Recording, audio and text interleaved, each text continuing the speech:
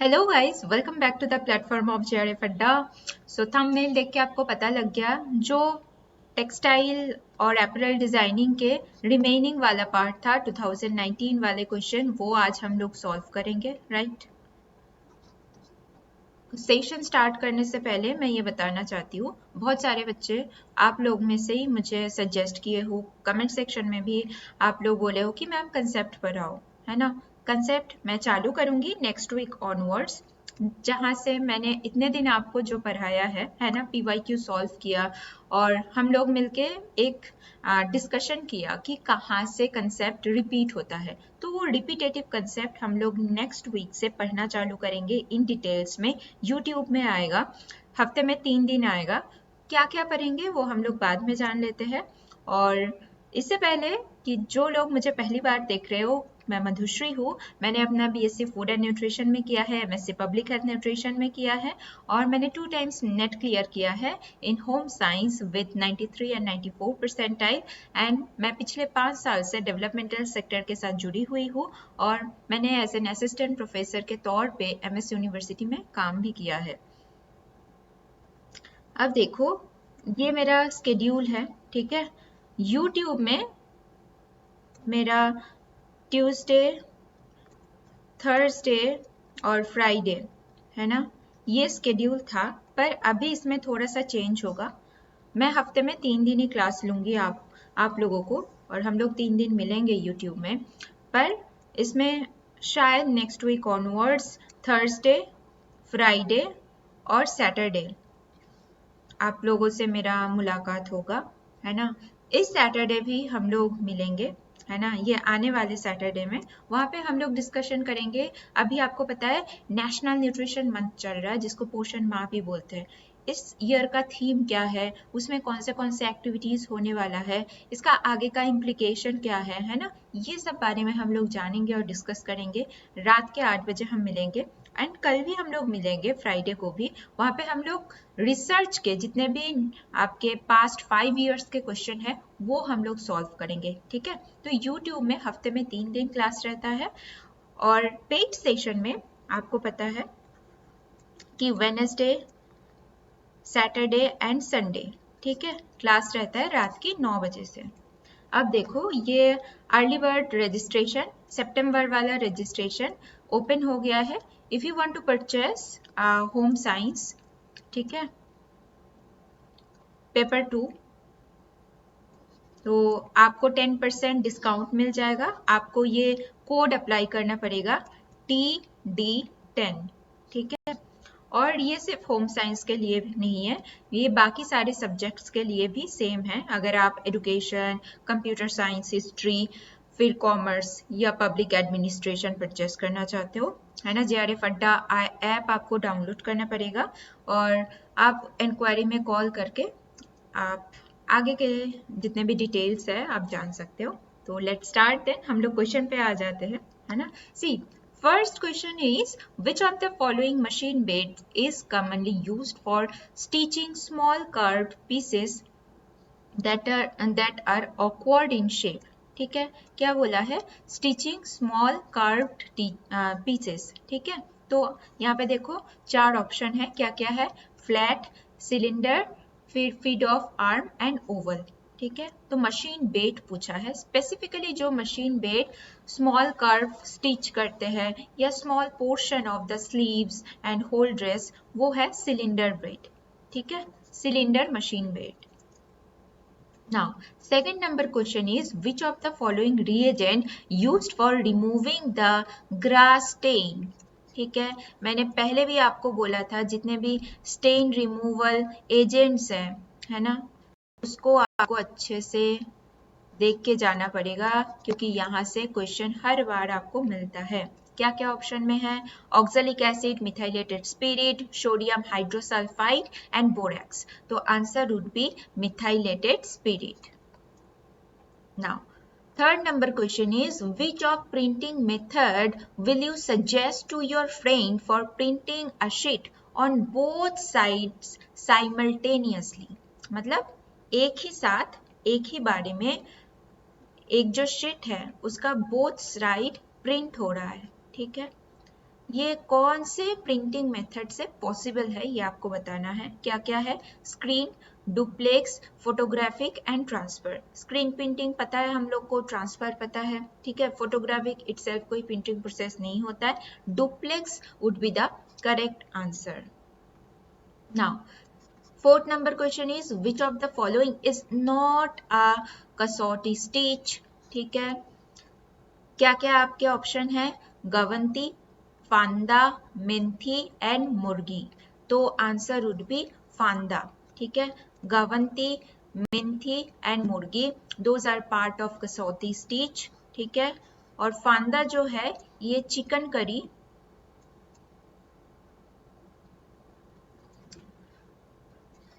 जो स्टिचिंग है इसका एक आपके एलिमेंट है फांदा, है ना। फांदा में भी डिफरेंट टाइप ऑफ फांदा होते हैं, like there are 40 types of phanda, है ना। तो पर ओवरऑल आप जान लो phanda is related to chikankari, ठीक है। Now 5 number question is which of the following fibres can be confirmed by the microscopic test?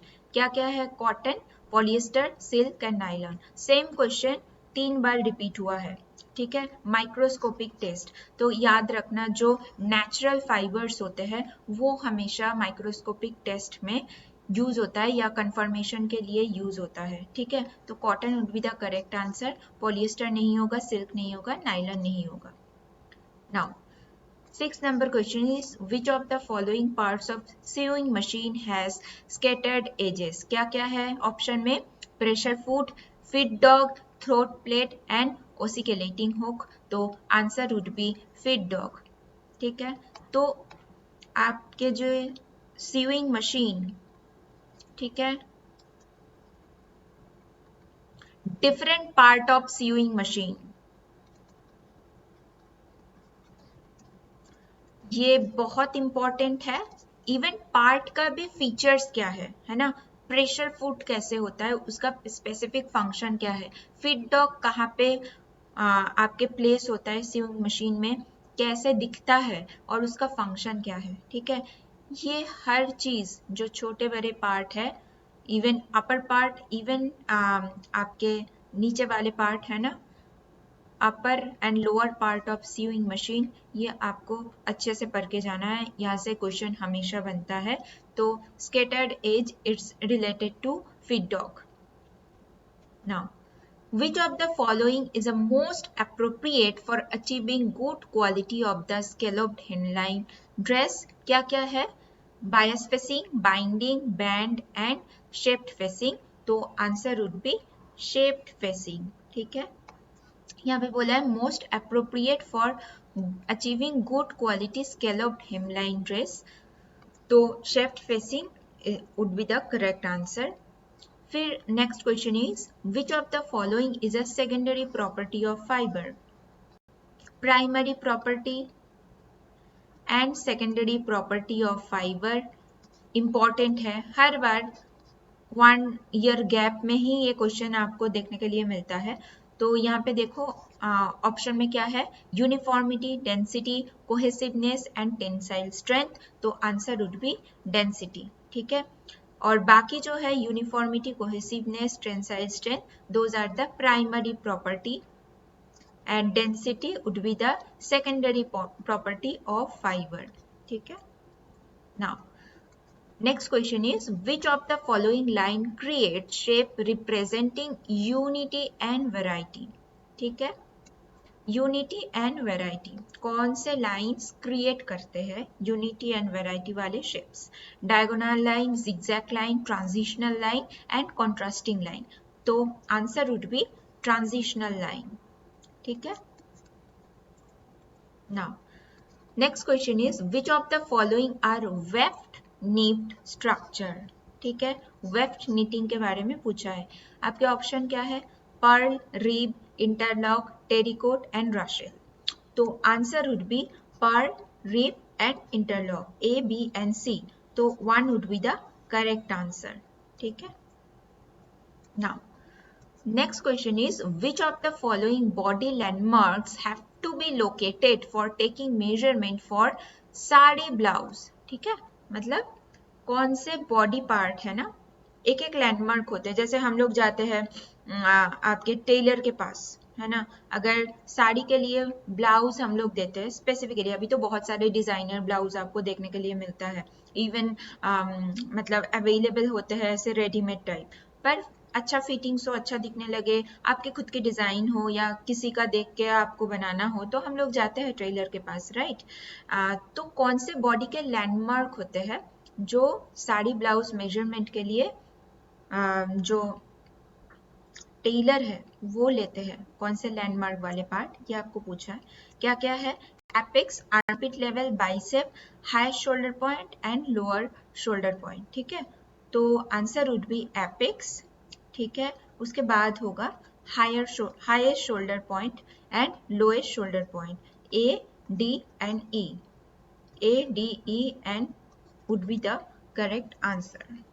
Now, next question is which of the following are set in sleeves? मैंने पहले भी बोला है, अभी भी बोल रही हूँ, different type of sleeves, stitches, needles, machine beads,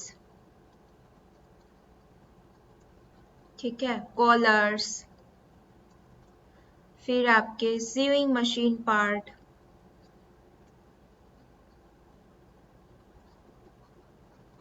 different type of finishes, ठीक है। ये जो मैंने अभी बोला है ना, sleeve, stitches, needles, machine beds, collars, different type of sewing machine part and different type of finishes, यहाँ से हमेशा आपको एक दो क्वेश्चन मिलेगा ही। तो अगर आप टेक्सटाइल और एपरल डिजाइनिंग पहली बार पढ़ रहे हो तो आपको अकॉर्डिंग टू कंसेप्ट पढ़ना है। अगर आप पूरा पढ़ने जाओगे तो पहली बात तो जैसे बहुत बच्चों के साथ होता है, कंफ्यूज्ड हो जाते हैं बच्चे, समझ ही नहीं पाते कहाँ से चालू करना है, कहाँ खत्म करना है। इसलिए PYQ पहले सॉल्व करना चाहिए कि आपको समझ में आ जाए आपको एग्जैक्टली क्या पढ़ के जाना है। देखो आप कितना भी पढ़ के जाओ, आपको एग्जाम में जाके क्या करना है, क्वेश्चन सॉल्व करना है, राइट।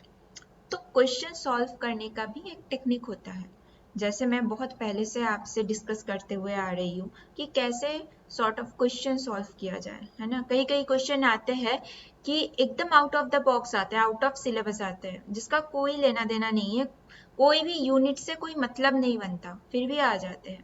तो वैसे वाले क्वेश्चन पहले तो कॉमन सेंस लगाना पड़ता है, अगर कॉमन सेंस नहीं लगे तो एट द एंड लक लगाना पड़ता है। वो तो देखो मेरा तो पहले था नहीं, है ना, तो मुझे कॉमन सेंस ही अपना लगाना पड़ता था। जो भी है, आपको यहाँ पे पूछा है सेट इन स्लीव, ठीक है। तो सेट इन स्लीव कौन सा होगा, यहाँ पे देखो ऑप्शन में क्या है, बिशॉप, ट्यूलिप, लैंटर्न, फिर cartwheel, basic, dolman and raglan. तो answer would be bishop, tulip, lantern and cartwheel, ठीक है। ABCD 1 would be the correct answer. Now, assertion reasoning वाला क्वेश्चन है, क्या पूछा है, nano technology can be applied in the manufacture of antistatic garment. Reason में क्या पूछा है, nano technology develop antistatic membrane of the garment and which protects the wearer from the electrostatic charges। तो both are the correct answer, A and B, ठीक है। Now, यहाँ पे देखो assertion एंड रीजन में क्या पूछा है, counterfeit and knock off are same type of product. Reason में क्या बोला है, they are both imitation of the original but do not carry the लेवल of and trademark of the original, ठीक है। फर्स्ट थिंग, यहाँ पे देखो ऑप्शन में क्या है, both are correct, both are incorrect, A is correct, R is incorrect, A is incorrect and R is correct, ठीक है। तो answer would be both are incorrect. पहली बात तो counterfeit, knock off, both are not same time of product, ठीक है। They both imitation of original but do not carry the लेवल and trademarks of the original. Somehow it could be the correct but it is not correct, क्योंकि मैं बोल रही हूँ जो counterfeit है ना, समटाइम्स इसमें लेवल लगा होता है, ठीक है। ये 100% जो आपके ओरिजिनल वाले गारमेंट्स है उसको कॉपी करते हैं, नॉक ऑफ 100% ओरिजिनल वाले गारमेंट को कॉपी नहीं करते हैं, नहीं करते हैं, इसलिए एसर्टेशन नहीं है, रॉन्ग है, ठीक है। They both imitation the original, ये तो ठीक है, पर do not carry the levels and trademark of the original. Counter fit कभी कभार क्या करते हैं, ओरिजिनल लेवल भी यूज करते हैं विदाउट नोइंग द ब्रांड, ठीक है। जिस ब्रांड को कॉपी कर रहे हैं काउंटर फिट, उन लोग के विदाउट अनएथिकली उन लोग यूज करते हैं, है ना। तो इसलिए ये करेक्ट नहीं होगा, तो both are incorrect. Now assertion reasoning वाला क्वेश्चन है, क्या पूछा है, cotton fabrics are dyed with the reactive dyes without creating any polluted effluent. Reason में क्या पूछा है, reactive dye reacts with the fiber molecule by addition and substitutions, ठीक है। अब देखो, cotton fabric dye reactive dye without creating any polluted effluents, without नहीं होगा, अगर विथ होता, ठीक है, then it would be correct, तो assertion इज इनकरेक्ट। पर क्या बोला है, reactive dye reacts with the fibre molecule by addition और सब्स्टिट्यूशन, आर इज करेक्ट, ठीक है। तो assertion is incorrect and reasoning is correct. Now अब next question is arrange the steps involved preparation of cotton fabric in a correct sequence। मैं जब से आपको trend analysis वाला वीडियो मैं लेके आ रही हूँ, आप लोगों के साथ मैं शेयर कर रही हूँ, है ना। पिछले 5 साल में क्या क्या आया था, उसमें कॉटन फैब्रिक के ऊपर ये थर्ड टाइम है कि कॉटन फैब्रिक प्रिपरेशन के स्टेज पूछ रहे हैं, थर्ड टाइम पूछ रहे हैं, थर्ड टाइम ऑनवर्ड्स, ठीक है। तो जितने भी फैब्रिक प्रिपरेशन है वो आपको अच्छे से सीक्वेंसफुली, आपको सीक्वेंस वाइज आपको याद करके जाना है, ठीक है। नाउ अब देखो क्या क्या है, scouring, desizing, tentering, bleaching, calendering, singeing and mercerizing. तो फर्स्ट क्या होगा, साइनिंग, ठीक है। उसके बाद होगा डिजाइजिंग, उसके बाद होगा स्कोरिंग, ठीक है। उसके बाद क्या होगा, ब्लीचिंग, मतलब F, फिर B, फिर आपके आता है A, फिर आता है D, ठीक है। उसके बाद होगा मर्सराइजिंग, उसके बाद होगा टेंटरिंग एंड लास्ट में होगा कैलेंडरिंग, ठीक है। तो आपके 2 would be the correct answer. अब देखो नेक्स्ट क्वेश्चन, यहाँ पे लिस्ट 1 से लिस्ट 2 मैच करना है, ठीक है। क्या क्या पूछा है, antistatic, water repellent, slip resistant and gigging. ये जो प्रोसीडियर है, ये क्या, इसका आउटकम क्या है, क्या प्रोवाइड करते हैं, या फैब्रिक के ऊपर इसका इफेक्ट क्या है, वो आपको पूछा है। क्या क्या है, provide lustre environmental protection, create texture, alter durability and protective finish and provide comfort and safety, ठीक है। एंटीस्टैटिक जो है, एंटीस्टैटिक क्या करता है, provide comfort and safety, water repellent क्या करता है, प्रोटेक्टिव फिनिश, स्लिप रेजिस्टेंट क्या करता है, ऑल्टर ड्यूरेबिलिटी, एंड जो जीजिंग है ये क्या करते हैं, क्रिएट टेक्सचर। तो 2 would be the correct answer. अब देखो यहाँ पे डिफरेंट टाइप ऑफ क्लॉथ और इसका यूजेस दिया है, ठीक है। लिस्ट 1 से लिस्ट 2 आपको मैच करना है, क्या है, बिलर्ट क्लॉथ, बार्लप, चाइना सिल्क एंड हाक, इसको हाका बैग भी बोलते हैं। तो बिलर्ट क्लॉथ क्या करते हैं, बिलर्ट क्लॉथ जो है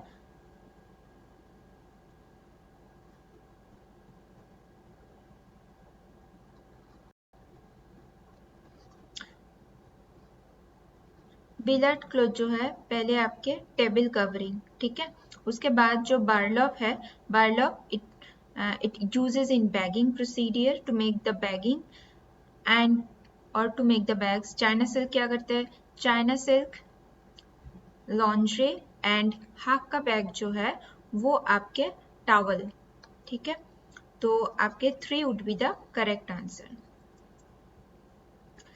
सी, तो इतना था 2019 वाले जितने भी क्वेश्चन सीरीज है, और हम लोग मिलेंगे, कल मिलेंगे, हम लोग रिसर्च के क्वेश्चन सॉल्व करेंगे, ठीक है।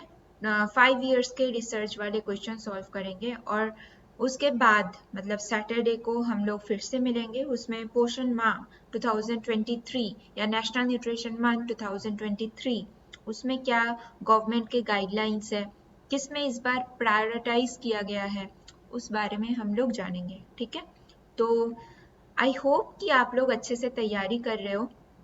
तैयारी के साथ साथ कंसिस्टेंसी मेंटेन करना बहुत ज़रूरी है। अगर आप आज 1 घंटा पढ़ते हो, कल आपको 2 घंटा पढ़ना है। अगर आज 1 घंटा आप रिवीजन करते हो, नेक्स्ट डे आपको 2 आवर्स रिवीजन करना है विथ आपको उसके साथ साथ न्यू कंसेप्ट जानना भी है। ठीक है, तो हम लोग कल मिलते हैं। अपना तैयारी जारी रखो और एकदम कॉन्फिडेंट होकर तैयारी करो। जो चैप्टर आपको लगता है, जो यूनिट आपको लगता है कि ये मेरा वीक है, उसमें ज़्यादा फोकस करो। पहले देख लो कौन से यूनिट से मेजर चंक ऑफ क्वेश्चन आता है। जैसे आपके टेक्सटाइल है, अपैरल डिजाइनिंग है, nutrition, food science, food service management वाला यूनिट है, ये कोर यूनिट है। इवन ह्यूमन डेवलपमेंट, यहाँ से ज़्यादा क्वेश्चन बनता है, तो ये वाले पोर्शन आपको अच्छे से करना है। अगर मैं फैमिली रिसोर्स मैनेजमेंट की बात बोलूँ, वहाँ से एक सॉर्ट ऑफ क्वेश्चन बनता है, सीक्वेंस वाइज पूछा जाता है ना। कम्युनिटी डेवलपमेंट, जैसे आपके प्रोग्राम प्लानिंग, मैनेजमेंट, ये सब के बारे में पूछा जाता है। एक्सटेंशन कम्युनिकेशन से मिक्स्ड मैच क्वेश्चन आता है, ओवरलैपिंग क्वेश्चन आता है ना। तो तैयारी जारी रखो, हम लोग कल मिलते हैं एंड थैंक यू। और if you want to purchase the home science, ठीक है, for your upcoming NET exam in the December, so you can purchase. You have to download the JRF application and you can call in the emergency number, ठीक है, और helpline number, तो उन लोग आपको guide कर देंगे। आपको 10% डिस्काउंट मिल जाएगा और आपको कौन सा कोड यूज करना है, TD10, ठीक है। और लास्ट 3 मंथ्स अच्छे से प्रिपेयर करने के लिए आपको स्ट्रैटेजिकली आगे प्रिपरेशन जारी रखना बहुत ज़रूरी है और इसके लिए आपको प्रॉपर गाइडेंस चाहिए। If you want to join, you can join the batch course. 3 दिन बैच कोर्स चलता है, पूरे हफ्ते में मैं 3 दिन आप लोगों से मिलती हूँ, वेडनेसडे, सैटरडे एंड संडे।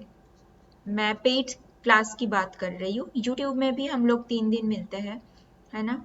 आगे जाके थोड़ा सा चेंजेस होगा टाइमिंग, हम लोग थर्सडे, फ्राइडे और सैटरडे को मिलेंगे, ठीक है। जैसे कल हम लोग मिलेंगे फिर से और परसों भी मिलेंगे। तो आज के लिए इतना था, हम लोग मिलते हैं कल।